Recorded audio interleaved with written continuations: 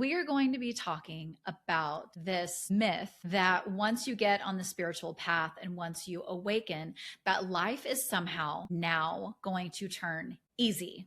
You're not going to have any more problems and life's just going to be happy and hunky dory. Now, I know that this was certainly the case for me. I even remember that belief of, oh, okay, I only need to do this one more thing and then I'm going to be happy all the time. And I'm not going to struggle anymore. The universe was going to hand me everything on a silver platter. If we buy into the narrative that is very strong out there, that life's just going to be good and easy and happy once we're on this path, that is incorrect. It can be one of the hardest paths you've ever been on.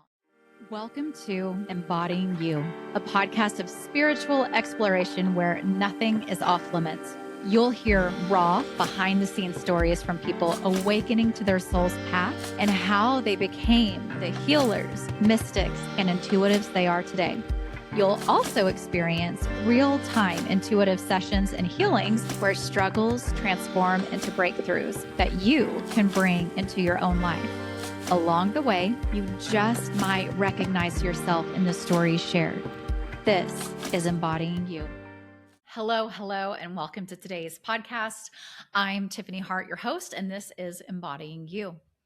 Today, we are going to be talking about this myth that once you get on the spiritual path and once you awaken, that life is somehow now going to turn easy. You're not going to have any more problems and life's just going to be happy and hunky dory. Now, I know that this was certainly the case for me whenever I started on my spiritual path.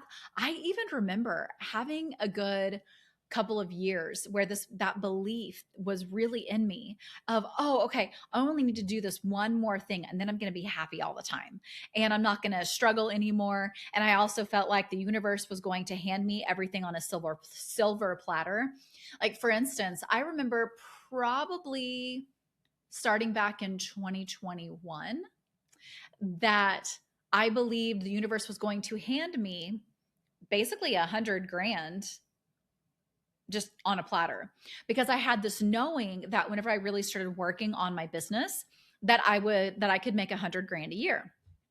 And so rather than making sure that I was taking the actions and doing the work to help me get there, I would kind of sort of do things, but for the most part, I kept expecting the universe to give it to me. So I remember, for instance, whenever a friend came to me and asked if I wanted to start working with her on her wedding business, I thought, oh, there it is.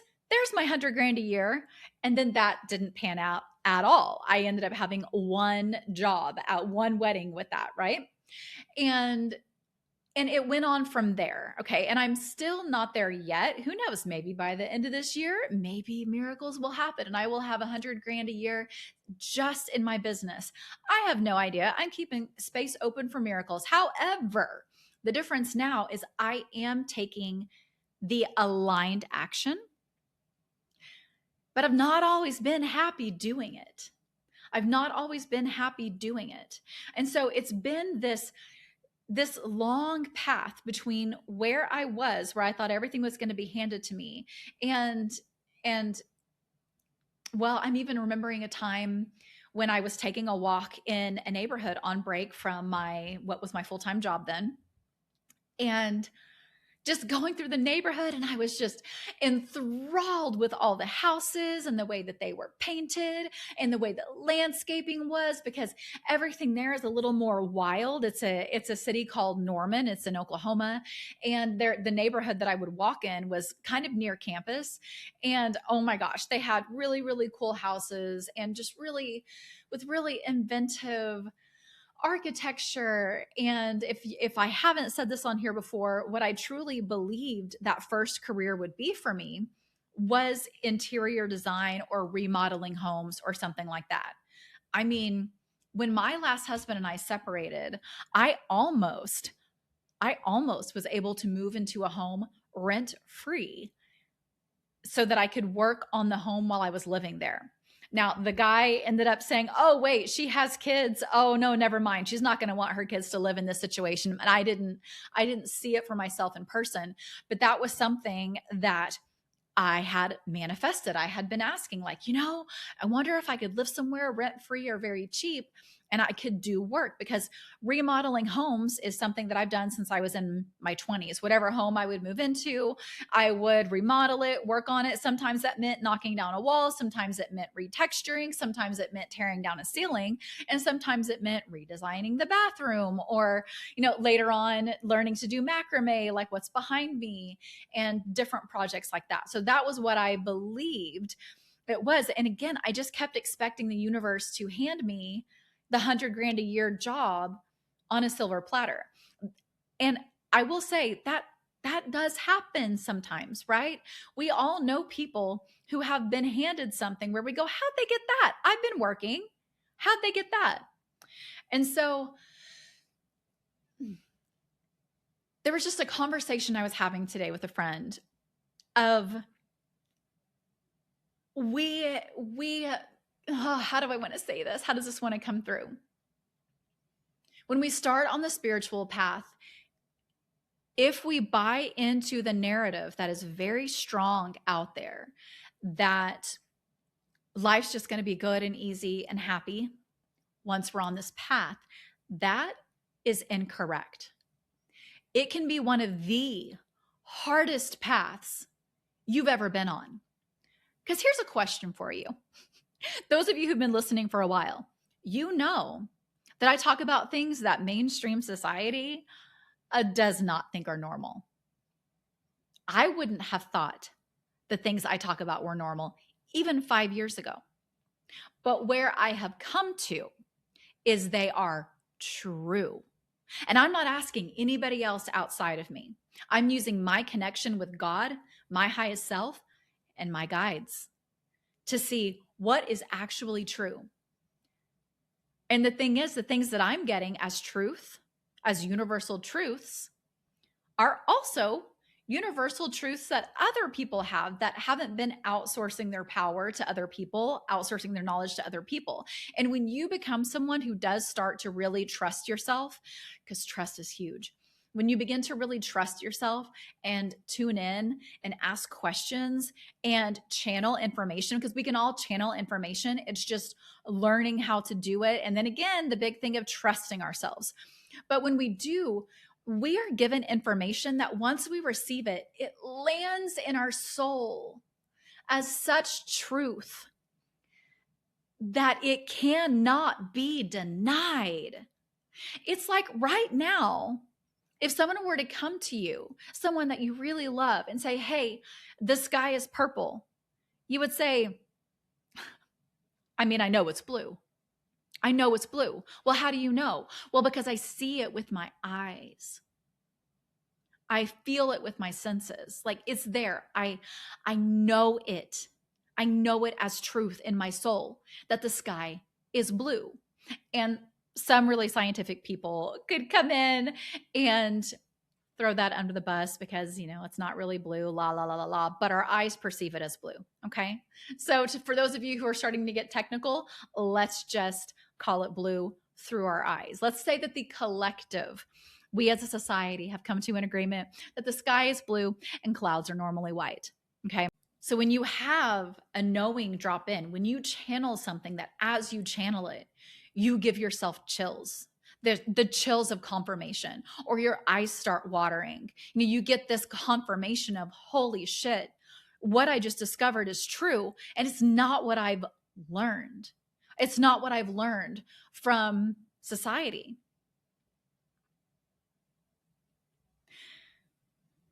So again, I talk about some things on here that it would be a lot fucking easier if I didn't talk about these things.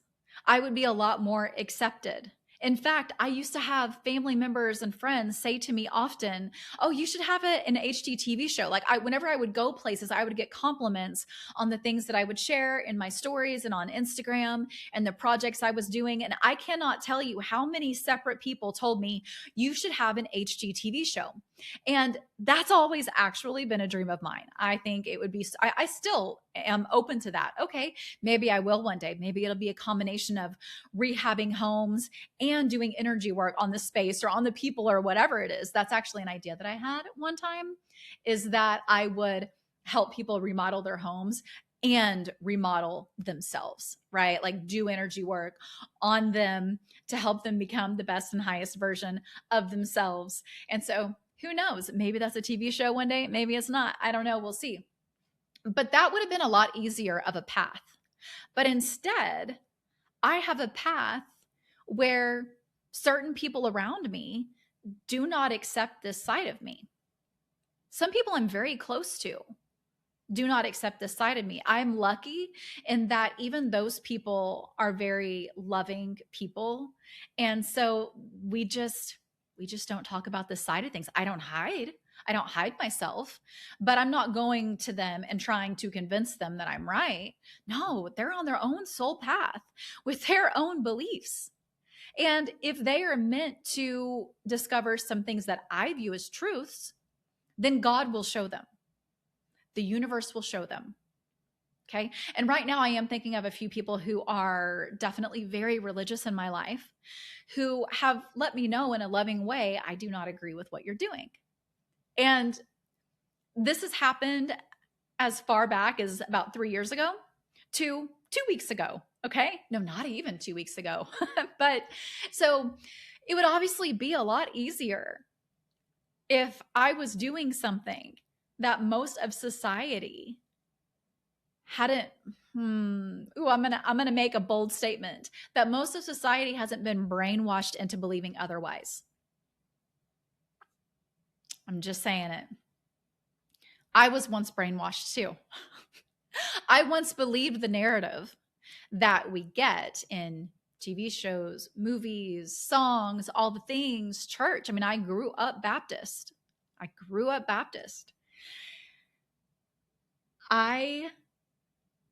I was a part of it. And I think it's part of, well, I guess it's wanting to be said like this. Part of what makes me so relatable is I'm not sitting here trying to act like what I do isn't weird to most people. It's still a little weird to me. And even people who are spiritual, people who have started discovering spiritual truths, and they're saying, you know what? All of these things I learned over here, this isn't true. This is not true. Even they have admitted to me that, for instance, when I speak light language, that they have things come up about that they feel fear until they let go of the fear and they sit with their own intuition. Is this safe? Is it good? What is happening here? And they reach their own conclusions about it. And 9 times out of 10, those people reach the conclusion of, oh, I want to learn how to do that too. To which you can. Every single one of you can activate light language, which is a powerful healing frequency. And not only that, it's something that speaks directly to the soul. It bypasses the brain to remind your soul of information that it wanted to know. And so let's go back to the subject, which is the ways that we can, I'm going to use the word gaslight, the ways that we can gaslight ourselves when our lives aren't automatically feeling easy because we're on the spiritual path. When we are unplugging from everything we've ever known and relearning our true selves and who we really are and what we really believe and what our true purpose really is, some shit's gonna break. Some things are gonna fall away. Some friends are gonna fall away. Maybe some family members are gonna fall away. But as you go through and as you are maintaining your truth, now I don't mean with rigidity and I don't mean with ego. I mean, you're just becoming authentically yourself. As things fall away, that is an old timeline. That is another timeline. And I don't really want to call it a higher or lower timeline because that makes it sound like those people who fell away are lower than you or lesser than you. And that is absolutely not the case. absolutely not the case. They are on their own very important soul path and soul mission. And even if in this lifetime they don't hit it and they miss it, or they stay stuck in ego, or they stay stuck in cycles, that is so important for their soul's timeline. Because don't forget, all of this is pre planned. We may have multiple timelines built into our plan, but it's our free will choices that move us along. And we do not need to make those choices perfectly. We simply need to aim to make the highest timeline choices. And you know what? In my experience, those highest timeline choices have been the ones that have been my truth, have been the ones that are me acting from my own heart, intuition, authenticity. And I tell you what, I've never made a bigger difference in other people's lives than since I have been doing this work. If you could hear from some of my unveiled clients, I mean, you have heard a couple from Mika. Mika, it was my first unveiled client, and she's episode 7 and 14. But if you could, I'm going to write that down. I'm going to put that in the show notes for you in case someone is interested. But if you could hear from each one of them, and if you are interested in that, please DM me, let me know, and I will ask them if they want to be on some podcast episodes. But the shifts and changes that happen in their lives simply because I said yes to my truth, which meant following whatever I was excited about, which meant, again, while I was doing remodeling work and learning how to do a whole ombre wall mural at my other house, which, oh, that was so beautiful and so amazing. It looked like wallpaper. It wasn't. Oh my gosh. Okay. I'm kind of geeking out. That was one of my favorite jobs. If you scroll down far enough on my Instagram, you'll see the how to do an ombre wall tutorial. And that's the wall I'm talking about. Oh my gosh, I used 22 or 23 different colors to make this ombre scene. I'm going on a tangent. Okay. Whew. Let's see. Getting back on track. The path, the ways that I have been able to help my clients have more fulfilled lives, feel more embodied in who they really are, discover their gifts, just figure out who they really are. And they'll tell you, like, they have had their lives changed. Their lives changed because that's how it works when we start releasing energy. But all of that was because I was learning spiritual principles. I was learning about inner child. I was learning about shadow. Then I was learning about human design. Then I dove into doing energy work. I mean, it's been one thing after another where I've been following my passion. I've been following my interest. And as I do that, I have learned and gained skills in order to help the people in my own special way. In my own special way. So you have your very own special way that you help people, whether it's one person, whether it's just your immediate family. And I don't say just as a minimization because that's huge. So whether you're helping your own family or you are on a more public platform, every life experience that you have, everything you're going through, whether it's hard or whether it's good or something that you have figured out to shift from the hard into the good, all of it is a part of your soul path. And all of it is also for the good of the planet. It's for the good of whoever it is that you encounter, because don't forget your ripple effect. We all have a ripple effect. When we meet someone, even if we smile at this one person and they've been having a shit day and we smile and their face cracks, it cracks open, they smile back. Who knows what ripple effect that has? It may only have a ripple effect for an hour, but more than likely not. Because think about that. What does a smile tell you? What does eye contact tell you? Someone sees me. Someone cares about me. Even if it's enough to smile at me. Your ripple effect is huge. Do not doubt that. And don't forget too that as you heal yourself, as you upgrade, you automatically raise the frequency of so many people on the planet. I've heard people say something like 75,000 people receive a frequency boost because of the work that one person does, when one person is doing the work. And it makes sense when you think that we are all one. We are all a part of the one. We all come from one creator. So, of course, we're all intrinsically linked. Much like all of the ants underneath the ground, they have to work together in order to create this masterpiece underground of all the different tunnels and just all the different systems that they have. It's much the same with us. You can even compare us to honeybees, right? All of the intricate workings, all of the things that they do, and they telepathically communicate. They telepathically communicate. Okay, what are we doing? I'm not saying they don't communicate in other ways, but we can also telepathically communicate, besides the fact that we are all fucking connected to one another.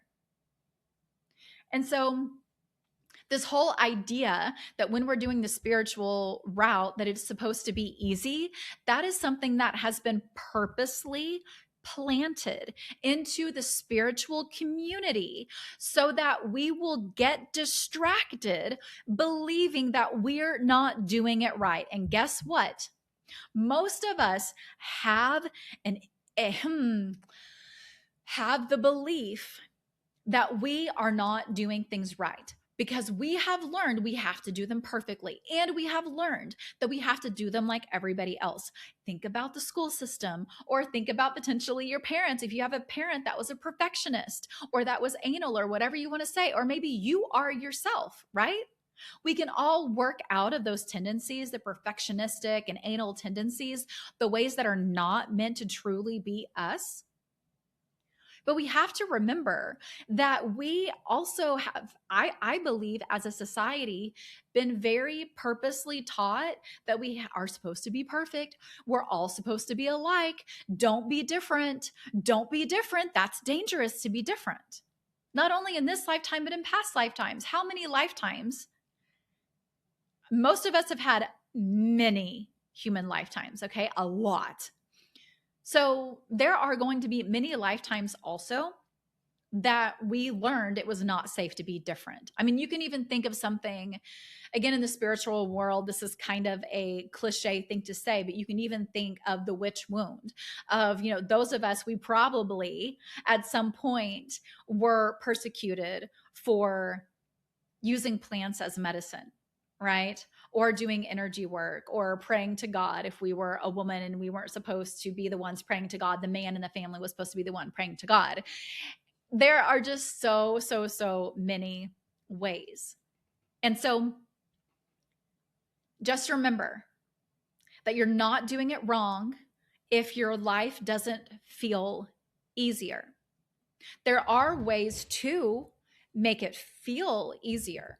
There are things to work on. Like if you're beating yourself up all the time, you can work on that. That's definitely a huge source of unhappiness. Not only has it been for me, and I'm still working through the nuances of that, but it comes up a lot for clients. One of the other top things that comes up for clients is perfectionism. This idea that they have to be perfect, do it perfectly. That is something else that you can work through. And again, these things are all things that can be cleared from your field. Because if you think about children, I'm talking babies, toddlers, they're not trying to be perfect, right? They're not trying to be like everyone else. Those things they are taught throughout their lives. So what I mean by that is you were once a baby, you were once a toddler, and not covered up by all of these beliefs that you need to be perfect, or that you're not doing it right, or that you're not getting it right, or that you need to do it like this person over here. No, you can clear that shit. You can clear that. That is stuck energy, stuck trauma, stuck beliefs in the body. You can come in for a soul embodiment or a soul relief session with me. The soul embodiment is a 90-minute session, and the 30-minute is a soul relief. If working with me in particular is something that has, that you feel drawn to, and we can begin to really shift that and pull out those emotions, those feelings, or you can look for your own way, or maybe you already have a way. But remember, it doesn't happen all at once. This is not a one and done. When you are on the spiritual path, it's a commitment to being your authentic and your true self. And guess what? There are going to be small ways that you notice you're not being yourself as you go throughout life. And so you don't have to go hunting for what you might need to work on or shift. It's going to be right there. It's going to be in your triggers. It's going to be in the ways you're feeling not good enough. It's going to be in the ways that you're feeling overwhelmed. It's going to be in the ways that you feel like you don't deserve to have whatever it is you want to have. And again, this goes very nuanced, very nuanced. And I think one of the best things that we can do when we're on the spiritual path is to give ourselves grace. And also remember, life's not all about healing. It is not all about healing. You are here to fucking live life. Go on the trip if you're feeling drawn to go on a trip. Move if you're feeling drawn to move. Follow your own intuition for these things, okay? I'm not telling you what to do here. I'm saying if your intuition, you've been feeling the draw for a while to do something, switch jobs, get a new office chair, there's a reason for it. And I've discovered this over and over again. One quick example is if you're watching the video, you can see behind me that I think I have a pretty setup, and it's so me. I created this macrame. I created the plant hanger, and I bought the things, and I got a plant. I love plants. I've got a plant peeking over here. This unfortunately has to be fake, but oh my gosh, I still love all the greenery and the plants. And by the way, I'm just pointing to plants and macrame and all that behind me. But even something like this, I had visions and had a knowing over and over again. It was intuition telling me that I wanted to have a pretty background for my client sessions and for my podcast, that it felt really important to me. And even with me knowing that in human design, my health system is called PHS. My health portion, these are the arrows. If you look at human design, if this stands out to you, look at the 4 arrows. Okay. One of the arrows is PHS, which has to do with how you feel vibrant and healthy. Mine is outer vision. So when I look, wait, hold on. I'm getting this mixed up. Environment. There's one arrow called environment. And so for me, when I look around me, I need to see things that are pleasing to me.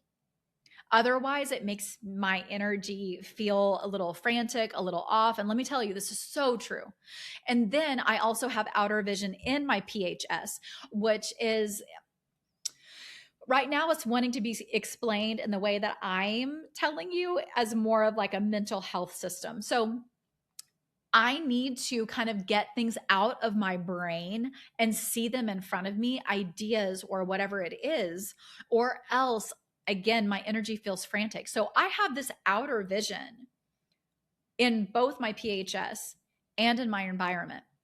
So even though I had that knowing and I'd been getting the vision of me creating a background for myself, I wasn't doing it.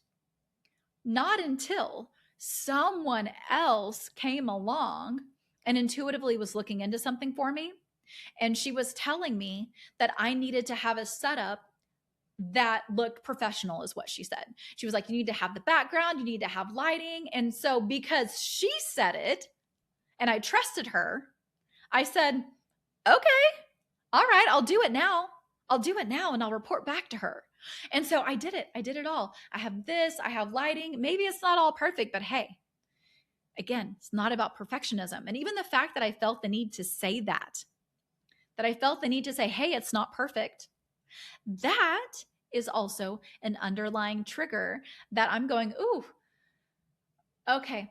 They're giving me the invitation right now to clear that not only on myself, but for those of you who agree. So your highest selves, If you do not agree, it's not happening. But if you do, it is. So let's go ahead and take care of some underlying perfectionism, because in what I just said, even in that one comment, when we start paying attention to linguistics, to how we speak to ourselves, to others, about ourselves, about things that we do, I was compensating in case someone who's watching this does not like something about my background, or doesn't feel like I did the lighting right, or any of those things. All right.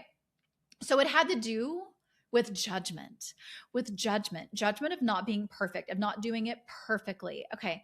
So for those of you who have this judgment, who feel like they need to do things perfectly, if you accept this, and even it doesn't have to be that strict of a category. So you can simply say, I receive whatever healing is about to come through. However you want to say it. Do you agree or not? That's really the question. Okay, so let's clear this right now.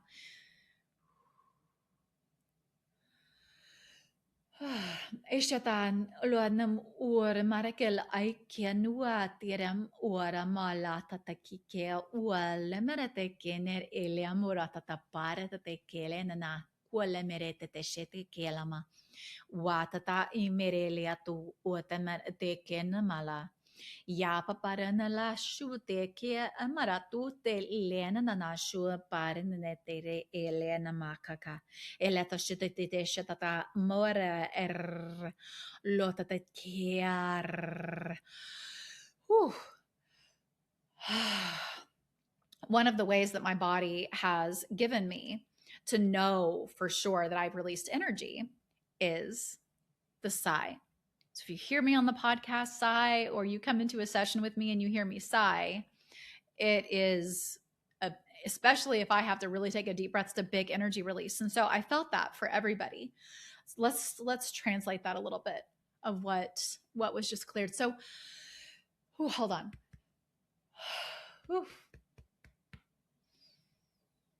Ewe mara tolen ekiawa ma mure tetelen in shit te ula na mara te alien and that shot te alien na ta koto te iri pera da aleano rototo shetaki te petela nana. What's your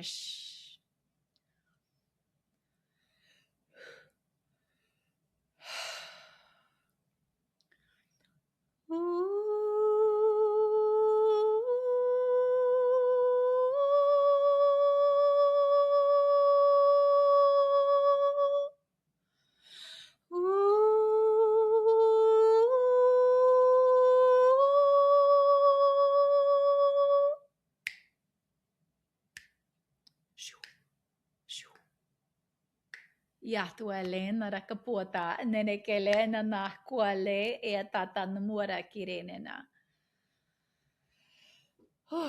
It's funny because even as I was doing that, I was having judgments come up, and then I have to set those in the back seat, right? Set them in the back seat because of what I was talking about earlier. It's still weird and strange to me what I do, but yet, when I know how true it is, how healing it is, how right it is. So I just want you to know that it doesn't matter how long you've been doing this work. Yes, you can get to the point to where you no longer feel like it's weird or whatever it is, but I also feel like it's really important that I don't pretend like I don't sometimes think that it is, because I don't want you to feel like you're alone if you are.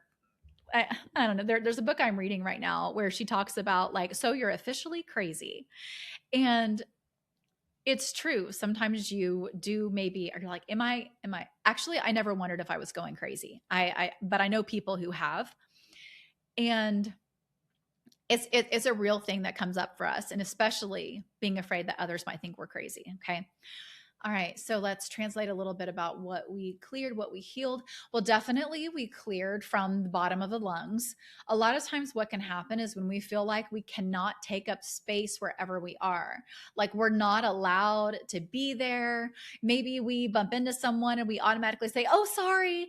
I mean, you were both walking in the same place, so why would you need to say sorry? Or why would they need to say sorry? You both equally get to take up space.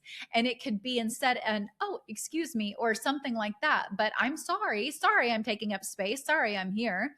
So that's some of what was released from the lungs. Whew. Okay. Then we went up to there was some throat, but they're wanting me to kind of go past that to the jaws and to the head. There was some work done there also. Being able to speak your truth, to speak your truth. And there was ancestral healing done on everybody for the ways that we have felt like we cannot speak our truth. We cannot speak what we really mean. A lot of it had to do with feeling like we're not accepted. So just know energy has been released around that. And just remember that we're peeling back layers. Everything is an onion layer. I used to believe that, oh, if I cleared it, that meant the problem was gone. It's just completely gone and I don't have to deal with it anymore. Well, yeah, it's definitely going to shift. And we do have to be aware of that. And sometimes it shifts really big. We notice a really big difference, but sometimes we don't. Sometimes it's a small, nuanced change in the ways that we're talking to someone or the little ways that we are allowing ourselves to speak up when we don't agree with something that's happening. Okay. Then when you do something to clear energy, might be journaling, might be dancing, might be any number of things. When you set an intention before you do those things, you are clearing energy. You are clearing trapped emotions and all that. Okay. So when you do things like that, or like what we just did, you can ask for the one true God, and whatever words you use. Maybe you say God and my highest and brightest beings. Maybe you say Father Spirit, Mother Earth, whatever it is that you say, the creator, universe, whatever you say, just make sure your intention is that it is to the one true God, the one true creator. But you can ask them to fill in those empty spaces, to fill in the empty spaces. And you don't have to set rules or parameters. But some of the things that I find is filled in with is me, my original essence, maybe something that got left somewhere else that now is able to come back into my body because I have released the trapped emotions. And let's see. Some of the other things that can come back in, there's a nuance here to what they're saying, but they're talking about soul essence. You can also bring back in soul essence. But again, I have tried it where I was very specific with the energy work that I was doing. It's not as powerful. Yes, you can see results in a different way because your mind is involved with, oh, I did this work because I very specifically said blank and this is happening in just this way. But when we allow it to be, when we have our intention, but we allow it to be more broad, we can have a lot more healing. And so basically just ask for integration. That's the point, really, of what I'm saying. Just ask God to bring in light, to bring your essence in, whatever it is, no rules, to bring your true essence back to you. And it'll help you integrate that work even faster, even faster. That's all that wanted to come through today. When I asked in closing, what do they need to know? It was that you are doing enough. You are doing enough. You are worthy. You are honorable. You are worthy of being honored. You are worthy of receiving gifts, receiving tasks. Maybe people are doing things for you and you want to tell them, no, don't do that. I can do it later. If they want to do it, allow them to do it. Allow yourself to receive and allow yourself to be loved. The most important person to be loved by is yourself. For when you have a deep and true knowing that you are worthy of being loved, especially by yourself, you will be surprised how things shift outside of you. Loving ourselves is one of the most important endeavors we can ever go on. Journeys, whatever wording you want to use, it is so important. Do not discount that. It is not frou-frou. It is not some throwaway phrase. Again, I believe we've been very purposely taught to think it is silly to love yourself. To even say those words, I would have thought was super fucking silly not all that long ago. Okay. Now I know it's everything. It is everything. For when we truly love ourselves, we're going to be more on our soul's path. We're going to give the ideas and the intuition that's coming to us importance, whether it's a hobby, whether it's a trip, whether it's your soul aligned business. It doesn't matter what it is. The more we love ourselves, the more we're going to trust ourselves, and the more we're going to follow our own intuition. And to me, intuition is God speaking directly to us and saying, this next, this next, this next. Okay. If you desire to truly step onto your soul's path much faster, much more efficiently than you would have otherwise, I highly encourage you to have a session or reach out about Unveiled, which opens in October. When people work with me, what I'm doing is I am tuning in with you to help you find the blind spots, the things you're not seeing. Or maybe there are things that you knew, but you weren't given credence to. You weren't giving credence to. You'll be surprised how much faster you can move along on that path when you have someone that is helping you, someone that is helping you to move past that. And not only that, but almost always my clients are also given their own ways to do energy work so that you can continue the work beyond our session. And here's the thing, the work continues beyond the session anyway. That's the truth of it. It continues anyway because you're not the same.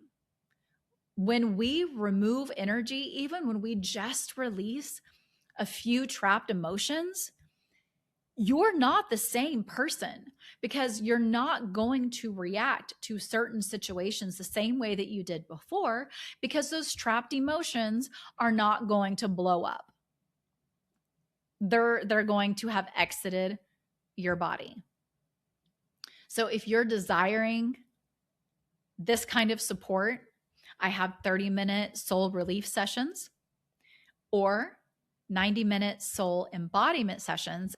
The other option that opens in October is Unveiled.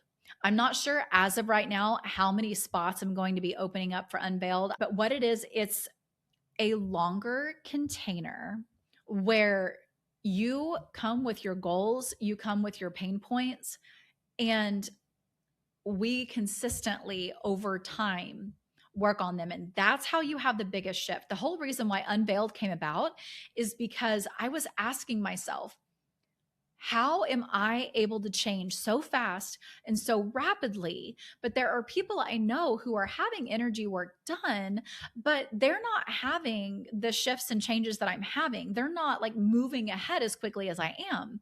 Why is that? And it was because I consistently do energy work on myself. I'm consistently releasing old beliefs, traumas, emotions, things like that. I'm tuning into my guides. I'm asking questions. I'm getting into my Akashic records. Maybe I'm downloading information that I need. Maybe I'm downloading certain skills that I need. When we have 3 to 6 months together in a container like Unveiled, you'll be surprised how quickly things can shift. One of my Unveiled clients felt a huge shift just after the very first drop-in session. We hadn't even gotten on in person yet. And I did a drop-in session. What the drop-in sessions are is, so what we do every month, we have 2 in-person sessions. And then throughout the month, I do 3 drop-in sessions. So they're ones where when I get the intuitive hit that it's time to do it's a smaller session, meaning time-wise, it's a smaller session. But I go in and I ask, what do they most need right now? That's what I did with her. And when she came to our very first in-person session, she was telling me all of the shifts and changes that she'd already witnessed in herself from just the one drop-in session. So again, imagine what 3 to 6 months can be like in a container like Unveiled. So as of right now, it's waitlist only. You can go to my website and you can get on the waitlist if that sounds like something that you would like to do when October hits. Thank you so much. I love you. I'm wishing you the best day, the best weekend, the best week, whatever it is where you are. And just remember, you can't get it wrong. Can't get it wrong. And we're all just doing our best. We're all just doing our best. And that includes you. That includes you. I love you. Bye. If this episode spoke to you, please subscribe and leave a review so others can find this show too. Your support helps this community grow and brings more voices into the conversation. Plus, I would love to hear your biggest takeaway. Thank you so much.